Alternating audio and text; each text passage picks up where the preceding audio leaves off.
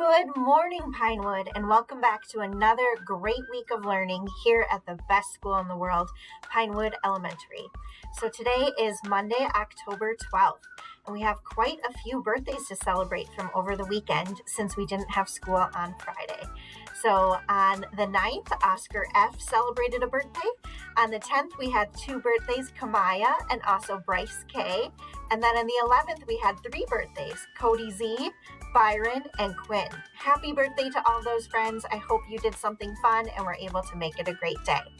I hope that everybody enjoyed their weekend and the extra day that they had over the course of the weekend, having a 3-day weekend. We had some beautiful weather.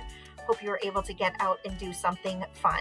Today is another great day of learning at Pinewood Elementary School, so I hope you're excited to do whatever it is you're going to be learning about today with your amazing teachers that you get to work with here at Pinewood. That's it for today. Go and make today a great day.